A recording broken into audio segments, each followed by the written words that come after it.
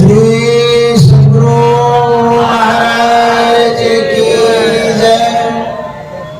देवी साहब की हिदायत मान ले गुणवंत रे।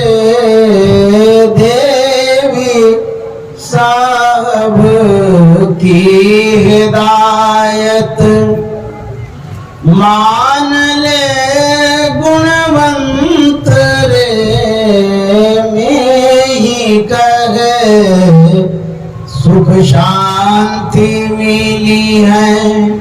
भव का वही है अंतरे। में ही कहे सुख शांति मिली है। श्री सद्गुरु महाराज की जय। परमाराध्य सद्गुरु महाराज गुरुदेव महर्षि संत सेवी परमहंस जी महाराज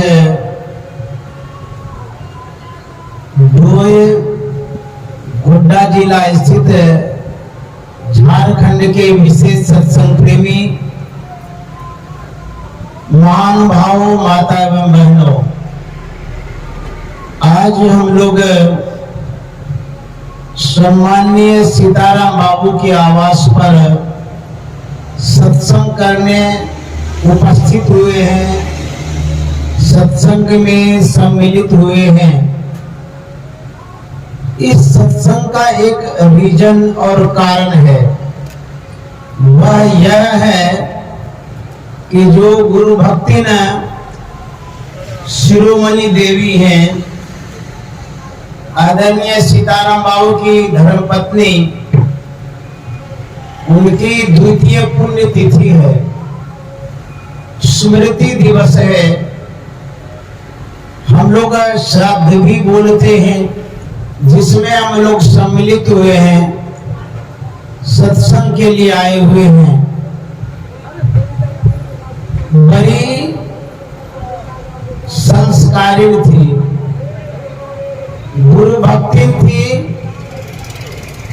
और ऐसी माँ जिनको भी आज तक मिला होगा, अपने आप को सौभाग्यशाली अवश्य समझे होंगे। तो इनके जो पुत्र हैं, हमारे आदरणीय निवास बाबू, और जो हमारे बीच नहीं है, ये पुत्र श्रीकांत बाबू, जिनकी तस्वीर लगी हुई है परमाराध्य के चरणों में। ये दो पुत्र हुए, और जो दो पुत्रियां हुई, एक तो डॉक्टर गोल्डन साध्वी है, और दूसरे डॉक्टर नीतू कुमारी हैं। माँ ने डॉक्टरी को तो नहीं प्राप्त किया, लेकिन ऐसी माँ मिली जिन्होंने दो दो बच्चियों को डॉक्टर बना दिया। श्री सद्गुरु महाराज भौतिक विद्या की पराकाष्ठा पर पहुंचा दिया। उनके अंदर में शिक्षा के प्रति कितनी जागरूकता थी, शिक्षा का वो कितना महत्व देती थी। अपने उच्च शिक्षा को नहीं प्राप्त कर पाई, लेकिन बच्चों में शिक्षा का उच्च संस्कार दिया। इतना ही नहीं, जो गुरु भक्ति शिरोमणि देवी जी थी, उन्होंने आध्यात्मिक संस्कार भी डाला। जिन साध्वी गोल्डन को हम लोग अभी नहीं देख रहे हैं, संजोग बस वो नहीं आ पाई हैं। वो वैराग्य में जीवन बिता रही हैं, साध्वी का जीवन बिता रही हैं, साधिका का जीवन बिता रही हैं, इतना पढ़ करके, जबकि उन्होंने महर्षि संत सेवी परमहंस जी महाराज पर शोध भी किया है। इतनी डिग्री है उनके पास, माँ का ऐसा कौन सा संस्कार था जो उस संस्कार से सुशोभित होकर के वो गोल्डन आज संतमत की सेवा में समर्पित है। पूर्णिया जिला में रहती है, वहां पर अपना निवास बनाई है, साधना कुटी बनाई है, अकेली रहती है और वो भी महिलाओं को वर्तमान स्थिति में कितनी दिक्कतें होती है समझ सकते हैं। सभी का फेस करते हुए, सामना करते हुए आश्रम में रहती है, ध्यान करती है, सत्संग करती है और प्रचार प्रसार करती हैं। ऐसी बेटी इन्होंने उत्पन्न किया जो सदगुरु महाराज के ज्ञान के अनुसार चल रही है। कितनी सौभाग्यशालिनी माँ है।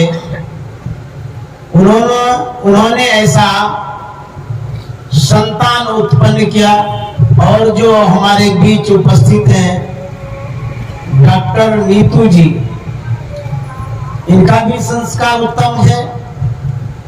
ये शिक्षिका हैं, पढ़ाया करती हैं और इनके साथ में जो सद्गुरु के कृपा से संयोग हुआ, जिनके साथ शादी हुई, उनका नाम है श्रीमान सुमन जी, जो हमारे बीच में उपस्थित हैं। सुमन बाबू जो हैं बाल अवस्था से ही संस्कारी है, मैंने देखा भी है। और इनके जो पिताजी थे आदरणीय सुबोध बाबू, वो कुप्पा घाट के कुछ दिन व्यवस्थापक रहे हैं, बड़े सज्जन थे और उनके ये सुपुत्र हैं। इनकी भी सज्जनता को हम लोग जानते हैं, बड़े विनम्र हैं, सादगी पूर्ण जीवन बिताते हैं, घर गृहस्थी जरूर बसाए हैं, लेकिन घर गृहस्थी में रह कर के भी योग साधना से सरोकार रखते हैं, संलग्न रहते हैं, ध्यान करते हैं, सत्संग करते हैं और ये अपना स्वावलंबी जीवन बिताते हैं। दोनों का जो संयोग है, आदरणीय सुमन बाबू और गुरु भक्ति डॉक्टर नीतू का बड़ा अच्छा संयोग है। दोनों अच्छा से ध्यान भजन करते हैं, अच्छे से रहते हैं मिलकर के और स्वावलंबी जीवन बिताते हैं। ये हमारे अभी वर्तमान में जमाई बाबू हैं हम लोगों के, तो इनका भी स्वागत है, सम्मान है, सत्कार करते हैं। हम लोग इस डोए में बराबर सत्संग करते रहते हैं। यहाँ पुराने सत्संग प्रेमी भी हैं, संतमत की बातों को भी जानते हैं। कुछ बातें आपके सामने प्रस्तुत करने जा रहा हूं जो मेरे स्मरण में है, जो मैंने अध्ययन किया है, जो पढ़ा है, उसी आधार पर मैं कुछ कहने जा रहा हूं। हमारे परमाराध्य सद्गुरु महाराज जिन्होंने संतमत का प्रचार प्रसार किया है, वही इस संतमत के विशेष आचार्य हैं, प्रवर्तक हैं। उन्होंने ही बीजारोपण किया है हम लोगों के बीच में। वैसे तो संतमत प्राचीन मत है, लेकिन विशेष उपकार सद्गुरु महाराज का है, जो आप तक आ पाते हैं उसी को ना मानिएगा आप। हम सबों के बीच में परमाराध्य गुरु महाराज आए, इस ज्ञान का बीजारोपण किए, तो आज हम लोग जानते हैं गुरु महाराज को। संत मत का जब प्रचार प्रसार कर रहे थे, बड़ी कठिनाइयां भी आई थी प्रचार प्रसार करने में। एक जगह की बात है, गुरु महाराज सबसे कहलवा रहे थे, भजो ओम ओम प्रभु नाम यही, भजो ओम ओम में ही नाम यही। जो ओम का उच्चारण सब कोई कर रहे थे, वहां पर कुछ उच्च वर्ग के व्यक्ति आते हैं, वे गुरु महाराज को रोक देते हैं और कहते हैं कि सबको ओम नहीं कहलवाइए, सब ओम कहने का अधिकारी नहीं है। तो गुरु महाराज ने कहा ऐसा क्यों? उस व्यक्ति ने कहा कि वेद में लिखा हुआ है कि स्त्री और शूद्र ओम नहीं कह सकते हैं, इसीलिए शूद्र को ओम कहलवाते हैं आप, इसलिए नहीं कहलवाए। गुरु महाराज ने कहा आप ठीक ही कहते हैं, सब कहने का अधिकारी नहीं है। जो गूंगा है वो कहने का अधिकारी नहीं है, जिनके मुंह में आवाज है वो सब ओम कह सकता है। ओम जो शब्द है वह परमात्मा से प्रस्फुटित शब्द है, किसी व्यक्ति विशेष का शब्द नहीं है, किसी ने बनाया नहीं है, लेकिन उन शब्दों को केंद्रित कर दिया गया है, कब्जा कर लिया है। उन शब्दों पर किसी खास व्यक्ति का अधिकार हो गया है, मानते हैं ये हमारा अधिकार है। लेकिन गुरु महाराज ने हम सबों को उस अधिकार को दिया है जिस अधिकार से शूद्र और स्त्री वंचित। ये परमाराध्य ने बड़ा कृपा किया है जो हम लोगों को यह अधिकार दिया है। यह उपकार गुरु महाराज का है। जब गुरु महाराज ऋषिकेश गए थे, हमारे जो महात्मा थे महर्षि महेश योगी, उनके आश्रम में गए थे। गुरु महाराज से वो बड़े प्रभावित हो जाते हैं, वचनों से, विचारों से। गुरु महाराज के ज्ञान से इतने वो प्रभावित होते हैं महर्षि महेश योगी, वो गुरु महाराज से कहते हैं मैं आपको हवाई जहाज गिफ्ट करता हूं। हवाई जहाज सुन करके तो लगता होगा कि ऐसे ही बोले होंगे, नहीं, सच में वो दे रहे थे, गुरु महाराज को दान कर रहे थे। गुरु महाराज ने कहा क्यों आप हमको हवाई जहाज देते हैं? महर्षि महेश योगी ने कहा इस हवाई जहाज से उस ज्ञान को आप फैलाइएगा जो ज्ञान आपके पास है, और यह ज्ञान विदेश में नहीं है। इसीलिए आपको मैं हवाई जहाज देता हूं, इसे चढ़ के जाइएगा। गुरु महाराज ने कहा था कि मेरे पास हवाई जहाज है, आपका हवाई जहाज हम ले लेंगे। महर्षि महेश योगी ने कहा आपके पास कौन सा हवाई जहाज है? गुरु महाराज ने कहा था मेरे पास बैलगाड़ी वाला हवाई जहाज है, उसी से मैं चलता हूं, और इस हवाई जहाज की आवश्यकता हमें नहीं है। जहां तक रही प्रचार प्रसार करने की बात, पहले तो मैं अपने देश के अंधेरे को दूर कर लूं, तब विदेश में उजाला करने जाऊंगा। सद्गुरु महाराज यदि हमारे जैसे सर्वसाधारण गुरु महाराज होते तो शायद लालच में आ जाते, हवाई जहाज ले ही लेते। हम लोगों को कोई साइकिल भी देगा तो ले लेंगे, लेकिन गुरु महाराज हवाई जहाज को ठुकरा दिए। अच्छा, हम लोग आजकल मंच से, माइक से यह ऐलान भी करते हैं या करवाते हैं, आप बोल दीजिए कि मैं विदेश जाऊंगा, समाज में प्रतिष्ठा बढ़ाने के लिए, कि बोलिए कि मैं फलाना देश जाऊंगा, ढिकाना जाऊंगा, विदेश में प्रचार करूंगा। क्या ज्ञान है जिस ज्ञान के आधार पर आप विदेश जाना चाहते हैं?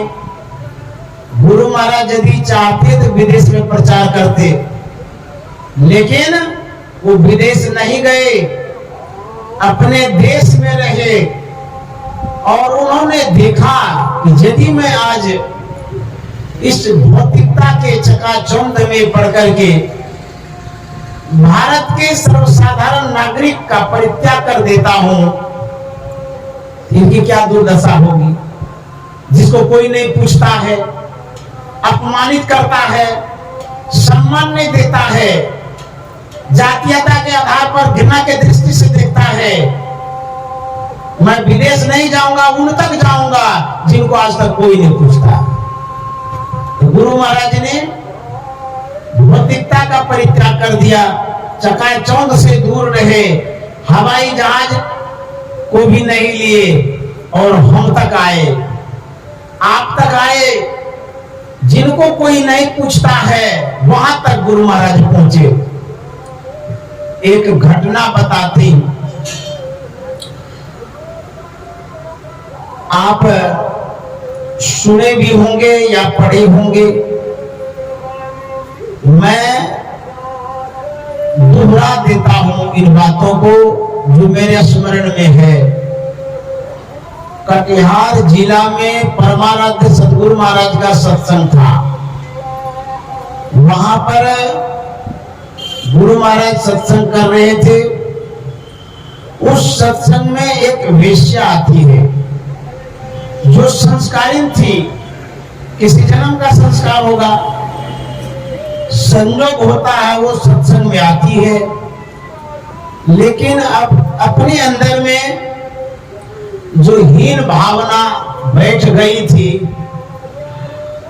दूषित कर्म के कारण, अपकर्म करने के कारण वह सत्संगियों से दूर बैठती है, पंडाल के अंदर नहीं जाती है, क्योंकि मैं इतनी पापनी हूं, दूषित हूं, मैं ऐसे शुद्ध आत्मा के करीब कैसे जाऊंगा, दूर बैठती है। परमाराध्य सदगुरु महाराज का वो प्रवचन सुनती है। उनके अंदर में संस्कार था, संस्कार जागृत हो जाता है, वह सुनकर के भाव विभोर हो जाती है, रोने लगती है, बिलखने लगती है कि मैं कितनी पापिनी हूं, पेट के लिए कितना पाप करती हूं, ऐसा जघन्य अपराध हो रहा है हमसे, मेरी कितनी मूढ़ता है, ज्ञानता है, ये सब कितने धर्मात्मा पुण्यात्मा हैं, मेरी जगह तो नरक में भी नहीं होगी। इस तरह से अपनी भावनाओं को कोसते हुए वो रो रही थी और अपने सिर को नीचा कर ली थी और बिलक बिलक करके रो रही थी। मन की जाने समय गुरु कहाँ छिपावे अंदर।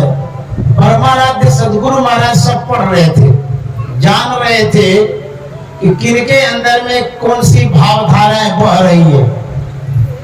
गुरु महाराज जान गए कि कोई भक्ति न है, वो रो रही है, बिलक रही है, पश्चाताप कर रही है।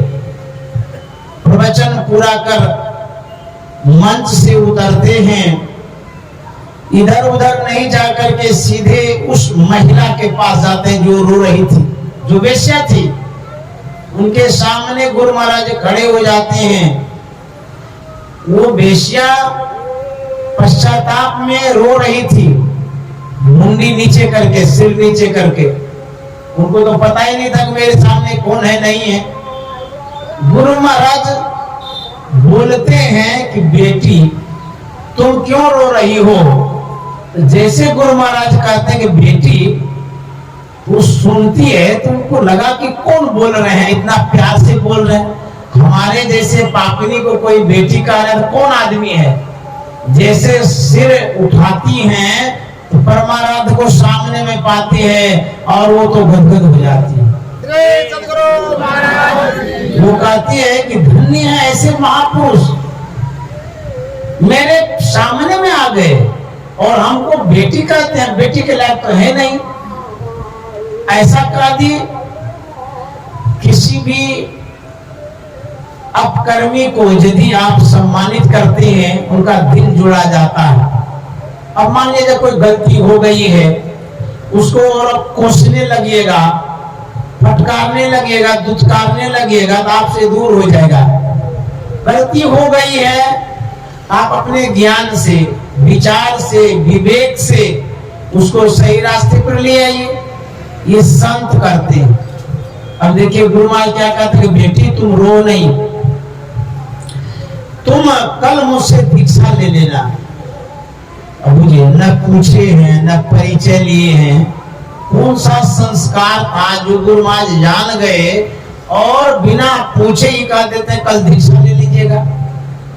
गुरु महाराज जानते थे इनके अंदर में बीज है, सींचने की आवश्यकता है, संवारने की आवश्यकता है, सहेजने की आवश्यकता है। गुरु महाराज जान गए सब बात। वो जो सुने कि दीक्षा ले लीजिएगा, दीक्षा लेने का मतलब एक्सेप्ट करना, स्वीकार करना, सम्मिलित करना, अपना बना लेना। जैसे ग्रुप से जुड़ते हैं ना, व्हाट्सएप में ग्रुप होता है, उसी तरह से गुरु के ग्रुप में जुड़ने का माध्यम दीक्षा है। तो जब आप जुड़ते हैं तो एक संबंध हो जाता है। जैसे किसी कंपनी में आप काम करती हैं, एडमिन हो जाते हैं आप, तो उसके सदस्य आप बन जाती हैं, परिवार जैसे आप हो जाते हैं, एक रिलेशन होता है। उसी तरह से दीक्षा लेना गुरु का एक रिलेशन है, संबंध है, जुड़ना है। ये वो तो गदगद हो गई कि अच्छा हमको दीक्षा भी दे देंगे, वो तो सोच भी नहीं सकती थी। होता क्या है, वो अपने आवास पर जाती है, वो इतनी खुश होती है, उनको नींद भी नहीं आती कि कौन सवेरा हो जाए, कौन सवेरा हो जाए, मैं दीक्षा लूं। समय आता है, परमाराध्य दीक्षित कर देते हैं, दीक्षा ले लेती है। वो दीक्षा लेकर के वो उसी समय से बदल जाती है, चेंज हो जाता है विचार। वो कहती है कि अब हम गुरु महाराज से जुड़ गए हैं, अब ये हम काम नहीं करेंगे, चाहे हमें खाने के लिए मिले या ना मिले, जो होगा देखा जाएगा।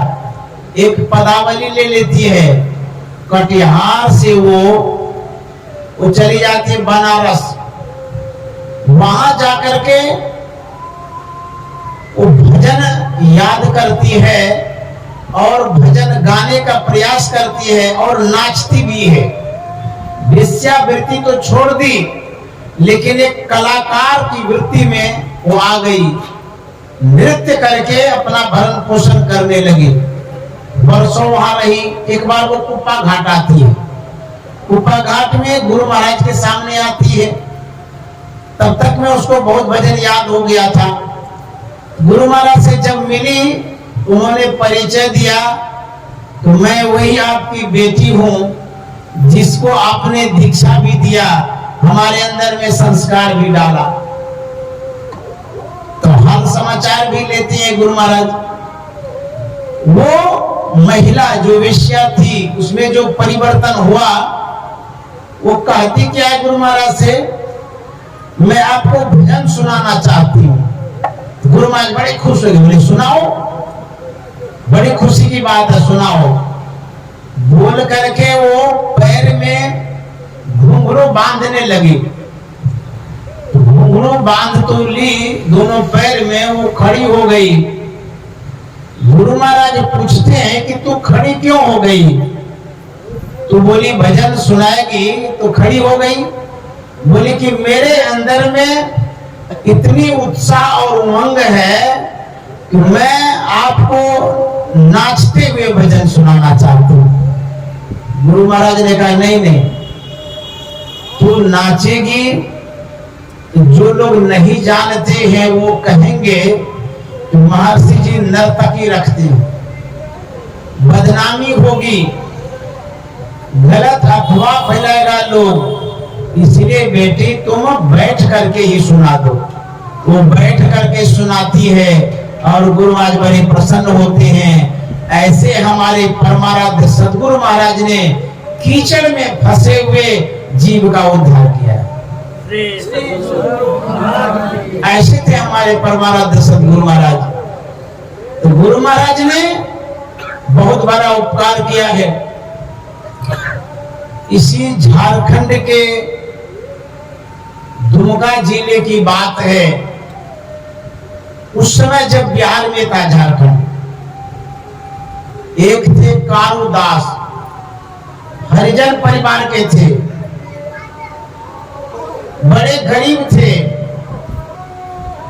इतने गरीब थे कि रस्सी बांट बांट करके भोजन यापन करते थे कारुदास।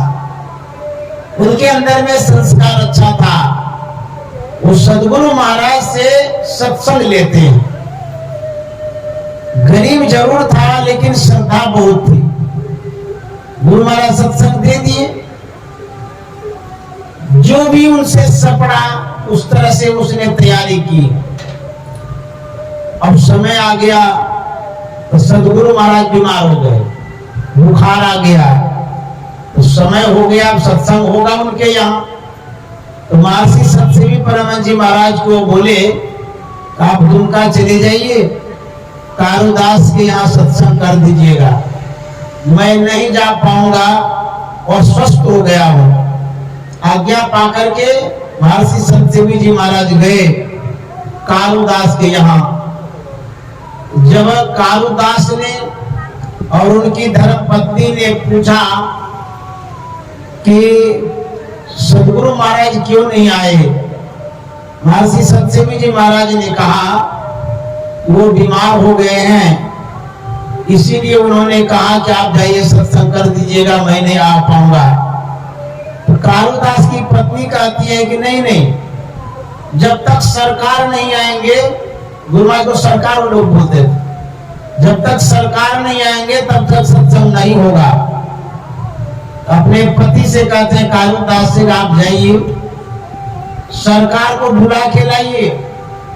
और क्या कहती है सुनिए, यदि सरकार इस सत्संग में नहीं आएंगे तो हमको मुंह दिखाने के लिए आप नहीं आइएगा खाली हाथ, और वहीं बगल में गंगा जी है उसमें डूब के मर जाइएगा। बिना सरकार को लिए यहाँ नहीं आइएगा, हम सत्संग नहीं कराएंगे इसे। अब गए कारुदास, बड़े विनम्र थे, श्रद्धा बहुत थी उनके अंदर में। गुरु महाराज से प्रार्थना करते हैं कि सरकार आप सत्संग में नहीं गए, आपके बिना वहां सत्संग नहीं होगा, और हमारी पत्नी ने कहा सरकार को लाइए तब सत्संग होगा। तो गुरु महाराज उनको समझाते हैं कि देखो जी, मुझे बुखार हो गया है, बड़ी तकलीफ है शरीर में, इस स्थिति में जाना ठीक नहीं रहेगा, इसलिए मैंने सतसेवी जी को भेजा है, वो भी सत्संग कर देंगे, उसमें कोई दिक्कत नहीं आएगा, इसलिए आप उनसे करा लीजिए। अब कारुदास कहते तो नहीं हुजूर, हमारी पत्नी ने कहा कि सरकार यदि नहीं आएंगे तो मुंह दिखाने के लिए नहीं आइएगा, उस वहीं गंगा जी में डूब के मर जाइएगा, इसलिए सरकार आपको चलना ही होगा, आपके बिना सत्संग नहीं होगा। गुरु महाराज समझा रहे, ये समझ ही नहीं रहे। अब देखिए होता क्या है, भक्त और भगवान की बात है। तो कारुदास ने यहां तक कह दिया कि सरकार आप इसलिए नहीं जाना चाहते हैं क्योंकि हम हरिजन परिवार के हैं। इतना जो सुने, गुरु महाराज के मन में हुआ कि देखिए इनके मन में है कि हम हरिजन इसीलिए नहीं जाना चाहते हैं, चाहे जो हो।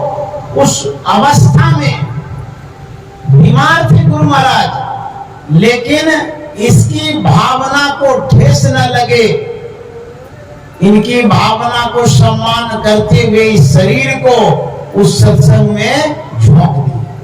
बोले कि जो होगा देखा जाएगा, चलो।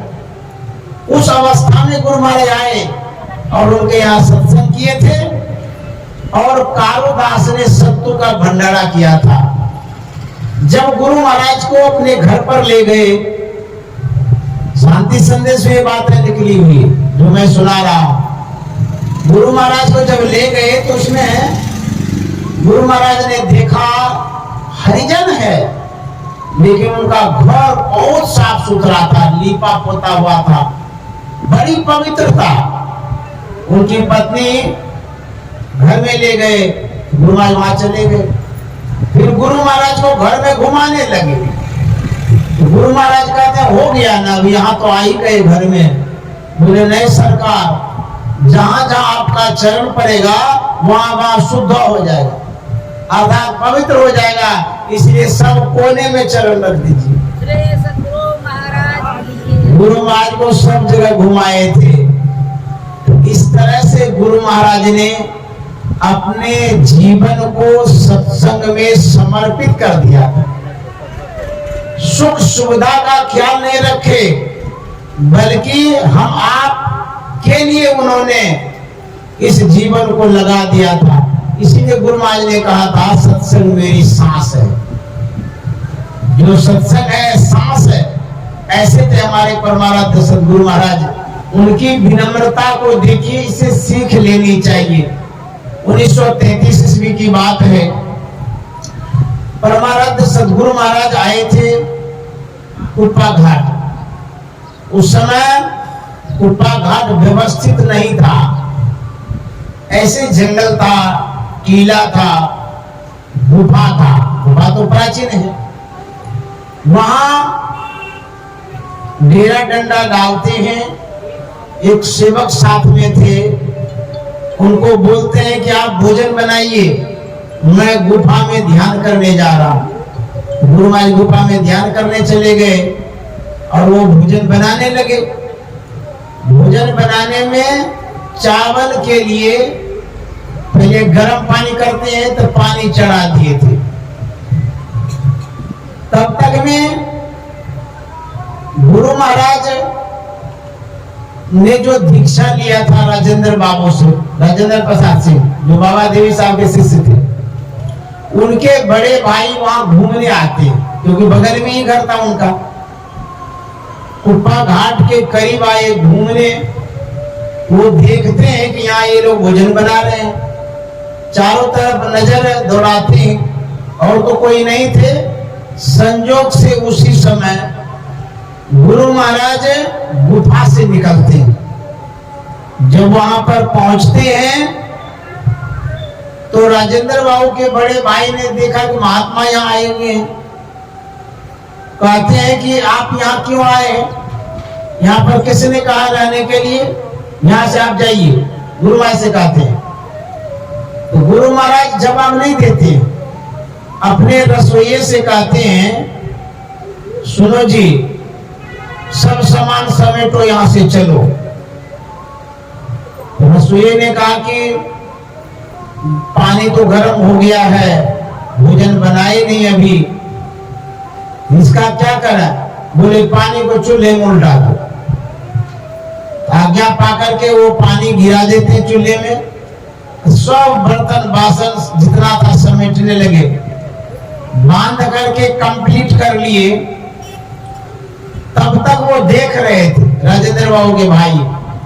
उन्होंने कहा अरे आपको दुख हो गया मन में, मैंने तो यूं ही कह दिया था, आप कहीं मत जाइए, यहीं रहिए। तो गुरु महाराज ने कहा आप हमारे दृष्टियों बतलाने वाले के बड़े भाई हैं, आपकी आज्ञा हुई यहाँ से जाने की, तो मैं आपकी आज्ञा का पालन कर रहा हूँ। बोले नहीं नहीं अब मत जाइए, यहीं रहिए, मैंने यूं ही कह दिया था। तो विनम्रता कितनी थी गुरु महाराज में, जो कि जो काम बिगड़ने वाला था वो सुधर गया। तो वही गुरु महाराज रहे। इस तरह से हमारे गुरु महाराज बड़े विनम्र थे। एक घटना बताते हैं कि अन्न का कितना महत्व देते थे। मनिहारी की बात है, वहां पर भंडारी जो था, रसोईया, वो भोजन बना रहे थे। संजोग से गुरु महाराज घूमते घामते कुआं के पास गए। मनिहारी में कुआं के बगले में वो भोजनालय है, वो गए होंगे, देखे होंगे। तो कुआं के पास गए तो वहां पर दाल गिरी हुई थी। परमाराध्य सद्गुरु महाराज अपने से दाल उठाते और धो देते हैं। रसोईया से जाकर के कहते हैं इस दाल को उसी में मिला दो। बोले कि ये अन्न ब्रह्म है, इसका सम्मान करना चाहिए। तो गिरे हुए दाल को भोजनालय में दे देते हैं। इस तरह से हमारे परमाराध्य सद्गुरु महाराज अन्न का महत्व देते थे। मान्यता देते थे। एक दिन की बात है, कुप्पा घाट की बात, भादव का महीना था। जो भोजन बनाने वाले थे उसने भोजन बनाया गुड़ चौका में। भोजन बन करके तैयार हो गया। अब सब कोई भोजन करेंगे, गुरु महाराज भी करेंगे।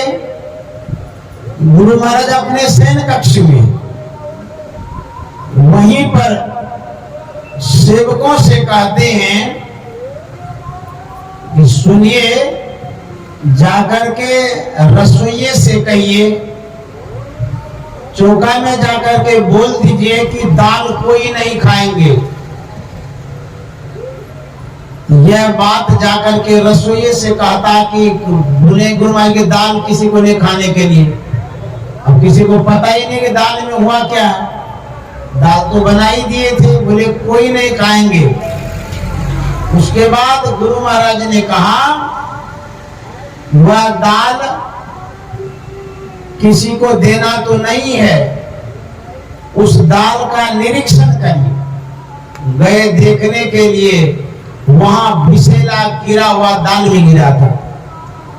तो गुरु महाराज थे तो शयन कक्ष में, उनकी अंतर्यामिता को देखिए, दिव्य दृष्टि को देखिए, कहां से कहां की बातों को जान गए कि दाल में कीड़ा गिरा, वो देख लिए।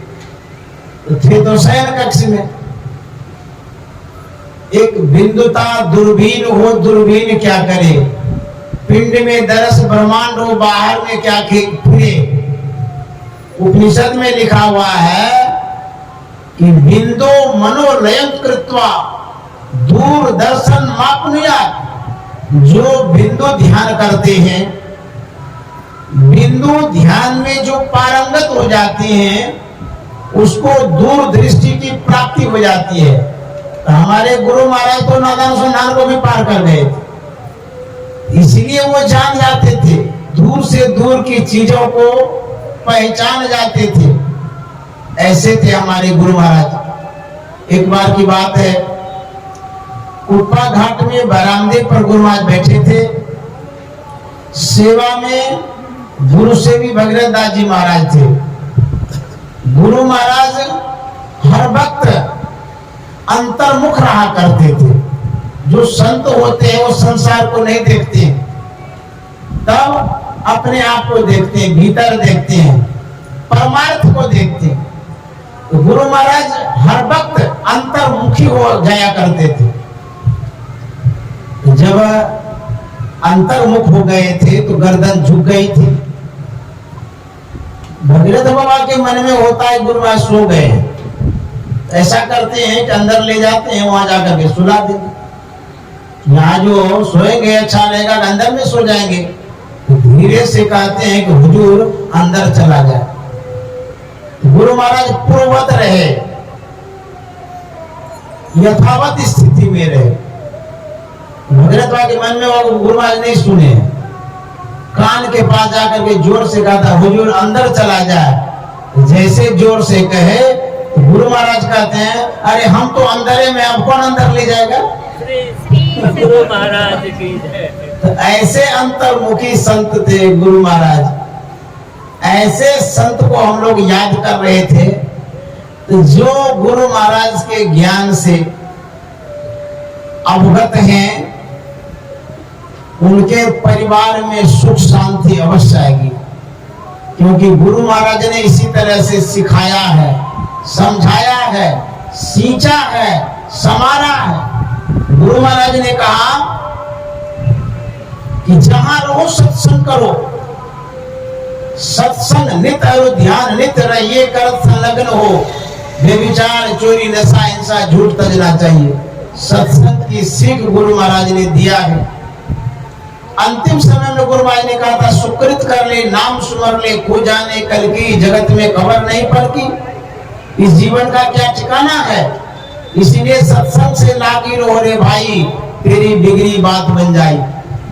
अभी हम लोग डॉक्टर नीतू से माँ की प्रशंसा, विशेषता, महत्ता को सुन रहे थे। इनकी माँ ने क्या सिखाया? पढ़ने के लिए तो प्रेरित किया ही, सदगुरु से जोड़ा, उसके बाद निगरानी भी रखती थी इनकी माँ। पूछा करती थी अभी तुम क्या कर रही हो? घर में जब होती थी तो नजरों में होती थी, घर से दूर जब होती थी तो दूरभाष से पता लगाती थी कि मेरी बेटी कर क्या रही है। अब जो भी ये करती थी उनकी माँ सदगुरु के ज्ञान से जरूर जोड़ने का प्रयास करती थी। कहती थी कि बेटी इस समय ध्यान का समय है, ध्यान करो। इस समय उठने का समय, उठ जाओ। इस समय गुरु महाराज को याद करो, क्योंकि यह जो जीवन है क्षणभंगुर है, समाप्त हो जाएगा, साथ में कुछ नहीं जाएगा।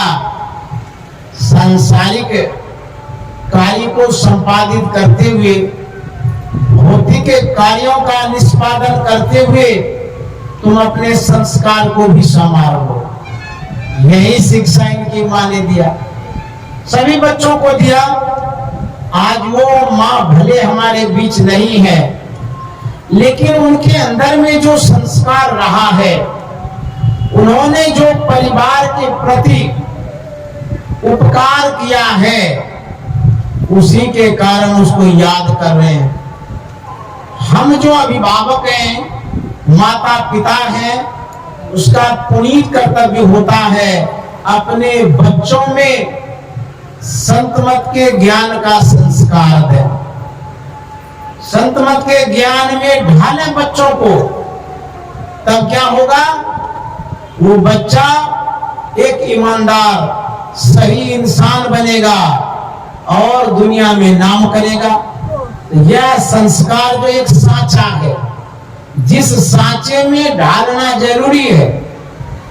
आप भट्ठा पर जाते हुए जहाँ ईंटा बनता है, वहां पर आप देखे होंगे एक सांचा होता है, उसमें गीली मिट्टी को डालता है और उसमें ओम भी लिखा रहता है, स्वस्तिका का चिन्ह होता है, राधा राधा भी लिखा रहता है, कुछ भी। और जैसे मिट्टी डालते हैं वही चित्र आ जाता है उसमें, और उसी आकार प्रकार की वो मिट्टी हो जाती है। तो वैसा ही ईंटा तैयार होता है। उसी तरह से परिवार का एक सांचा होता है, ज्ञान का सांचा, विचार का सांचा, स्वभाव का सांचा। जैसे माँ बाप के अंदर में जो संस्कार है उसको सांचा बोलते हैं। उसी सांचे में बच्चे को ढालते हैं, तब ना बच्चा वैसा होता है। उसी तरह से संत मत का एक सांचा है, वो सदगुरु का सांचा है, ज्ञान का सांचा है। उसी में हम आपको वो ढालते रहते हैं। जब आप संत मत के सांचे में, संत के सांचे में ढलते हैं, आपका जीवन कैसा होता है? सत्यम शिवम सुंदरम। एक कथा को कहकर के मैं वाणी में विराम दूंगा, क्योंकि समय भी पूर्णता की ओर और यह यज्ञ भी पूर्णता की ओर जा रहा है। और जो शिरोमणि देवी हैं, उनकी श्रद्धा के कारण जो सत्संग हो रहा है, उनकी दिवंगत आत्मा को भी पूर्णता की ओर ले जाने का समय हो रहा है। एक कुंभकार था, थोड़ी सी मिट्टी लेकर के कुछ बनाने जा रहा था। वो चाक घुमाता है, आकार प्रकार देने ही वाला था। उनकी पत्नी आ जाती है, वो देखती है कुंभकार कुछ बना रहा, पूछ देती है कि अरे कुंभकार क्या बनाने जा रहा है? वह कहता है कि चीलम बनाने जा रहा है। तो बोले कि क्यों चीलम बनाने जा रहा है? तो कुंभकार कहता है कि लोग सब गांजा पीते हैं, बिक्री होगी, कुछ पैसा होगा, कुछ धंधा होगा, इसीलिए चीलम बना रहे जा रहे हैं। उसकी पत्नी ने कहा कि चीलम मत बनाओ, मेरी मानो तुम सुराही बनाओ, गर्मी का मौसम है, विशेष बिक्री होगी, बड़ा बर्तन बनेगा तो बड़ा पैसा आएगा। बातें जच गई। कुंभकार ने सोचा कि काम तो कर ही रहे हैं, इसी के साथ साथ बड़ा बन जाएगा तो बड़ा पैसा हो जाएगा। बात जब जच गई विचार में जब एक रूपता हो जाती है, उस विचार के अनुरूप हम ढल जाते हैं। वो अपना विचार बदलता है, अतिरिक्त मिट्टी चढ़ाता है, सुराही बनाने लगता है। आकार प्रकार दे रहा था, तब तक भी मिट्टी से आवाज आती है। मिट्टी क्या कहती है? अरे कुंभकार, पहले तुम थोड़ी सी मिट्टी लेकर के क्या बना रहा था, अभी ढेर मिट्टी चढ़ाया, अभी क्या बनाने जा रहा है? कुंभकार कहता है पहले तो मैं चीलम बनाने जा रहा था और अभी मैं सुराही बनाने जा रहा हूं। तो मिट्टी कहती है कि ऐसा तुमने क्यों किया? जब चीलम बनाने जा रहा था तो बना लेता, फिर सुराही क्यों बनाने जा रहा है? तो कुंभकार कहता है कि मेरी पत्नी ने जब देखा, उन्होंने कहा कि छोटा मोटा काम क्या कर रहे हो, चीलम बनाना छोड़ दो, सुराही बनाओ, बड़ा काम करेगा तो बड़ा पैसा होगा, इसीलिए मैंने विचार बदल दिया। मिट्टी कहती है कुंभकार, तुमने तो विचार ही बदला, मेरा तो जीवन ही बदल गया। कुंभकार कहता सो कैसे? मिट्टी कहती है यदि मैं चीलम बन जाती, जो भांग पीता है तो आग लगाता है ना, मिट्टी कहती है यदि मैं चीलम बन जाती, मैं स्वयं जलती, और जो गांजा पीता उसके कलेजे को जलाती। अब मैं सुराही बनने जा रही हूँ, मेरे अंदर में शीतल जल रहेगा, मैं स्वयं शीतल रहूंगी, और जो जलपान करेगा उसके कंठ को भी शीतल करेगा। सतगुरु महाराज जी। इसलिए अपने विचारों में परिवर्तन लाना चाहिए। गुरु महाराज का क्या विचार है? जनले पिटोरे प्यारे, जग पर देसवा, सुख कछु इह माना ही। जनले पिटोरे प्यारे, जग पर देसवा, सुख कछु इह माना ही। यह परदेसवा काल कुबेसवा, जोरे अबे दुख पाई। यह परदेसवा काल कुबेसवा, जोरे अबे दुख पाई। जनली पिटोरे प्यारे, जग परदेसवा, सुख कछु इह माना। गुरु महाराज कहते हैं यह जो संसार है परदेश है, यह संसार ऐसा है कि एक दिन छोड़ना पड़ेगा। अब शिरोमणि माता जी तो नहीं है, अब जो संसार में रह रहे हैं वो भी नहीं रहेंगे, यह संसार छूटने वाला है। कहते हैं कि इस संसार में जो आए हैं सब चले जाएंगे, इसलिए संत के विचारों में ढलना चाहिए। जो नहीं बूझते हैं उसके लिए तुलसी साहब ने क्या कहा? जग बेहोश बूझे नहीं संत मथे की बात, संत मथे की बात लात जमता थी मारे। जो नहीं बूझता है उसको जमराज लात मारता है। हमारे गुरु महाराज ने कहा, मास आसीन जगत वासिन, चेत चित मिलाइए। जीवनो थोरो यह क्यों, जगत में गभिराइए। जीवनो थोरो यह क्यों, जगत में गभिराइए। ना भयो जग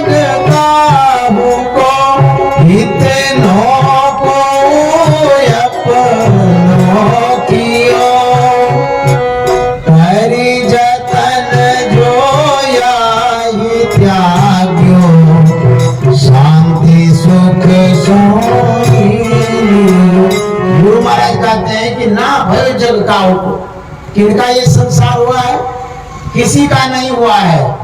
कहते करी जतन जो या इत्यादि हो, जिसने प्रयत्न पूर्वक प्रयास पूर्वक इस संसार का परित्याग किया है, छोड़ा है, अनासक्त रहा है, भगवत भजन को अपनाया है, कहते शांति सुख सो ही लियो, उसने ही शांति और सुख को लिया है। नहीं तो बाबा नानक ने क्या कहा? जगत में झूठी देखी प्रीत, जगत में झूठी देखी प्रीत, जगत में झूठी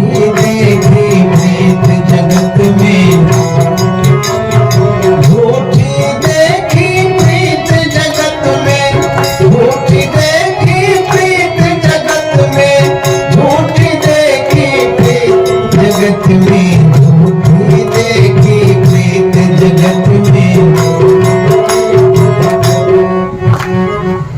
सबको पता लगेगा कि झूठा प्रेम कैसे। अभी तो क्या है, ऐसे संत महात्मा कहा करता है झूठी देखी प्रेम। ये संत महात्मा त्यागी बैरागी होते इसलिए बोल देते हैं, लेकिन बेटा से प्रेम है, बेटी स्नेह देती है, पति स्नेह देते हैं, पत्नी स्नेह देती है, कुटुंब परिवार स्नेह देता है। एक वक्त आता है जब आप बीमार होती हो, उस समय आवश्यकता होती है, आपको पानी पिलाने तक नहीं आता, फुर्सत ही नहीं है, परिवार वाले को खाट पर पड़े हैं, करा रहे हैं, सहायता चाहते हैं, लेकिन उस समय सोता मर जाएगा तो ठीक ही रहेगा, कितना ही जंजाल ढोएंगे। अपने ही सुख सौ सब लागे, अपने ही सुख क्या तारा क्या मीत, जगत में झूठी देखी प्रीत, जगत में अपने ही सुख सौ सब लागे, अपने ही सुख क्या तारा क्या मीत, जगत में झूठी देखी प्रीत, जगत में झूठी देखी प्रीत, जगत में झूठी देखी प्रीत, जगत में झूठी देखी प्रीत, जगत में झूठी देखी प्रीत, जगत में झूठी। एक नया सत्संगी बना था, उसने गुरु महाराज के स्तुति में पढ़ा, सब प्यारा परिवार और संपत्ति नहीं भावे। उसने कहा रामी क्या लिख दी, सब प्यारा परिवार और संपत्ति नहीं भावे, ये तो ठीक नहीं है, इसको नहीं हम गावे, क्योंकि हमको तो प्यारा परिवार लगता है, और संपत्ति किसको नहीं प्यारी लगती है। संपत्ति के दिन रात लगे रहते हैं और परिवार छोड़ना चाहते हैं, बेटा बेटी कुटुंब समाज को छोड़ना चाहते हैं। ये दोनों इंपॉर्टेंट चीज है, इसी को गुरु महाराज कहता नहीं भावे, ये ठीक नहीं है, इसलिए हम नहीं गावे, गवे नहीं करेंगे। वो गाना ही बंद कर दिया। जब सत्संगियों के बीच में स्तुति कर रहा था, तो जब नहीं गाया तो अप डाउन हो गया आवाज। सत्संगियों ने पूछा, भाई इस जगह आप रुकते क्यों? बराबर देखते हैं कि ये पद को आप घेवे नहीं करते। बोले कि क्या कहेंगे, गुरु महाराज संत थे, महापुरुष थे, त्यागी बैरागी थे, उनको कोई चीज का जरूरत था ही नहीं, इसलिए उन्होंने लिखा प्यारा परिवार और संपत्ति हमको नहीं भावे, लेकिन हमको भावे, इसीलिए हम नहीं गावे, इसीलिए हम यहाँ रुक जाते हैं। कहीं हम कह देंगे नहीं भावे, अब प्यारा परिवार कहीं चला गया तो, संपत्ति कहीं गोलमाल हो गया तो, लक्ष्मी भाग जाएगी, तब क्या होगा? जब हम कहेंगे नहीं भावे तो लक्ष्मी भाग जाएगी, इसलिए हम नहीं गावे, हम गवे नहीं करते हैं। तो गुरु महाराज कहते हैं यह जो प्यारा परिवार है और जो संपत्ति है, इसमें उतनी आसक्ति ना हो जाए कि भजन करने में भी बाधा पहुंचे। इसीलिए गुरु महाराज अपने गुरु से प्रार्थना करते हैं, हे गुरुदेव हम इसमें आसक्त न हो जाए। इसीलिए भावने का मतलब छोड़ देना नहीं है कि हमारा मन इसी संपत्ति में परिवार में न गड़ जाए कि भजन ही न बने। बहुत आदमी ऐसा होता है दिन रात संपत्ति में लगा रहता है और परिवार में लगा रहता है, ध्यान का समय है परिवार में लटके हैं, और शरीर छूट जाएगा तो क्या बनेंगे? जहाँ आशा है बासा साधु मन का यही तमाशा। इसीलिए जगत में झूठी देखे प्रीत, जगत में झूठी देखी प्रीत, जगत में झूठी देखी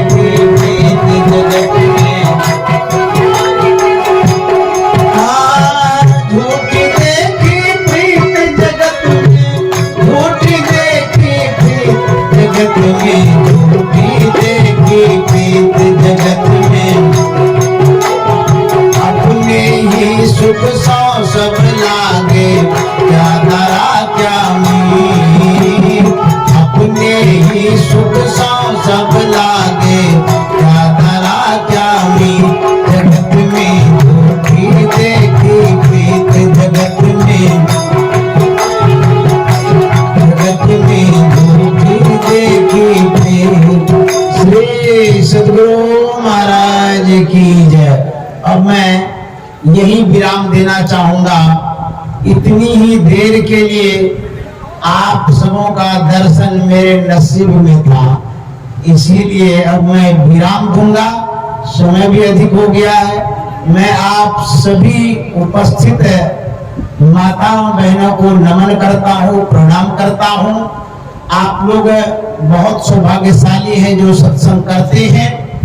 इस कोरोना काल में, विकराल काल में हम आपके परिजन कितने बिछुड़ गए पता नहीं। यदि आप हम जीवित हैं, सकुशल हैं, तो सद्गुरु की बड़ी कृपा।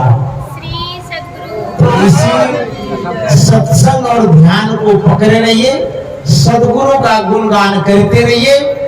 जो हमारे सीताराम बाबू ने यह अवसर उपस्थित किया है, उनके बेटे और बेटियों ने जो इस तरह से आयोजन किया है, उन सबों को भी साधुवाद है। कम से कम शिरोमणि माता के याद में हम लोग एक जगह हो गए। इस बहाने सत्संग तो हो गया, नहीं तो हम ऐसे कैसे यहाँ आते। और आप लोग किस कारण से उपस्थित होते? सद्गुरु महाराज ने जो कारण बनाया, अब किसी के मन में जो प्रेरणा दिया सत्संग कराओ, तो उनको भी बहुत बहुत धन्यवाद। क्योंकि गुरु महाराज की प्रेरणा से सत्संग करा तो लिए, जिसने ये आयोजन का संजोग बनाया है, उनके जीवन में सुखी रहे, वो जीवन में सुखी रहे, शांति मिले, सत्संग और भजन वो करते रहे, और गुरु महाराज की विशेष कृपा बनी रहे। इन्हीं शुभकामनाओं के साथ श्री सद्गुरु महाराज की जय।